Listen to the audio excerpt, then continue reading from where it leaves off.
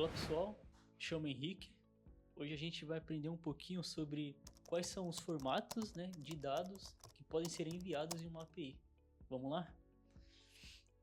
Pois bem, em uma API que utiliza, o protocolo HTTP para comunicação, você pode utilizar vários tipos de dados, para fazer essa comunicação. Eu vou falar para vocês aqui sobre os mais utilizados. Como eu falei, são bastante, então não vamos se atentar só a alguns. A escolha do tipo de dado que você vai escolher utilizar depende muito, do contexto da sua aplicação, dos requisitos específicos de comunicação que vai ter entre ambas as partes. A gente vai ver agora, um dos tipos de dados mais utilizados na comunicação entre APIs, pelo protocolo HTTP, que é o formato JSON. O JSON, ele, na sua sigla, significa em inglês JavaScript Object Notation. Ele é muito utilizado, e ele é um formato de dado bem fácil, de ler e de escrever, tanto para nós humanos quanto também para as máquinas. Ele é comumente utilizado em aplicações RESTful, e utilizam o JSON ali tanto para serializar ali os dados, entre o cliente e o servidor. Eu tenho aqui um exemplo, de uma representação de informação utilizando o JSON. Aqui, de cara, a gente já consegue, quando a gente bate o olho, a gente consegue entender, que tipo de informação esse JSON quer nos mostrar. Aqui é a informação de uma pessoa, a gente consegue ver que está nos mostrando ali o nome dessa pessoa, que é João, a idade dela, que é 30 anos, e a cidade onde ela mora, que é São Paulo. Então, a gente batendo o olho, a gente já consegue entender que tipo de informação esse arquivo JSON ele quer nos mostrar. Então, ele é bem utilizado, para falar a verdade, ele é o mais comumente utilizado ali na troca de informações entre APIs. O segundo tipo de dado mais utilizado, entre as APIs é o XML. Essa sigla ela tem como significado Extensible Markup Language. O XML ele é bastante utilizado, em sistemas legados ali, e ele é o padrão, de dado do protocolo SOAP. O protocolo SOAP ele por padrão utiliza XML. Ele tem entrado um pouco em decadência, ultimamente, sendo substituído por JSON, mas ele ainda assim é bastante utilizado ultimamente.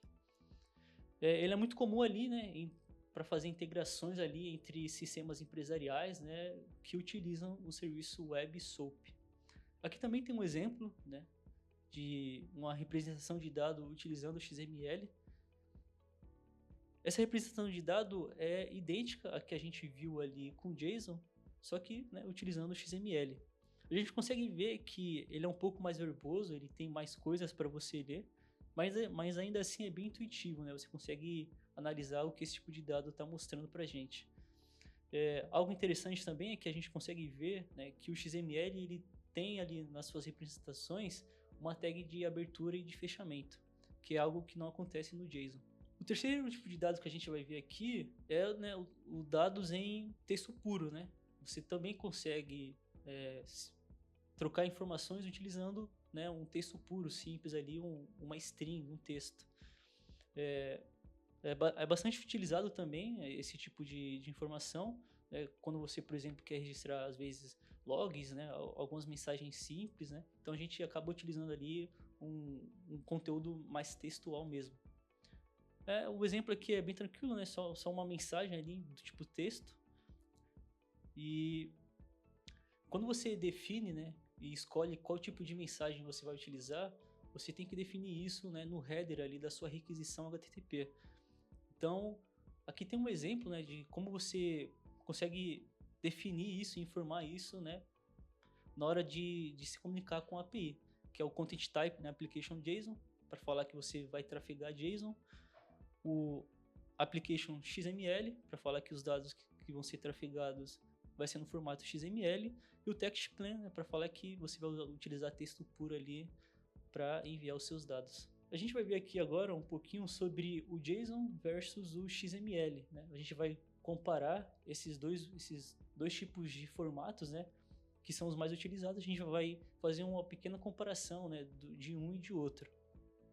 O JSON ele pode até ser considerado ali, né? Um concorrente do XML nessa área de troca de informação.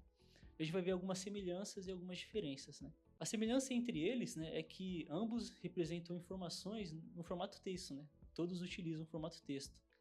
Possuem uma natureza muito autodescritiva, né? Ambos você consegue bater o olho e conseguir entender o que eles estão dizendo, embora o XML seja um pouquinho mais verboso. Ambos são capazes de representar dados, informações complexas, né? Não só textos, né? Mas você consegue utilizar vetores, né? Objetos e tudo mais utilizando esses dois formatos de dados. Ambos podem ser utilizados para transportar informações, né, via HTTP, utilizando o AJAX e tudo mais. Ambos possuem formas, né, normas, na verdade, né, que são RFCs.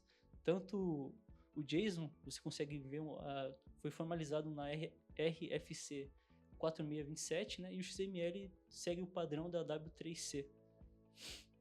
Ambos também são independentes de linguagem, né? Você pode utilizar o XML e o JSON em qualquer tipo de linguagem de programação que você escolha usar. E a diferença entre ambos, né, é que o JSON ele não é uma linguagem de marcação, né, como comentei anteriormente, ele não possui nenhuma tag de abertura e de fechamento, né? E o JSON ele representa os dados ali de uma maneira mais compacta. Então essas são as principais diferenças dos dois. Então é isso que a gente já viu hoje. Eu agradeço a atenção.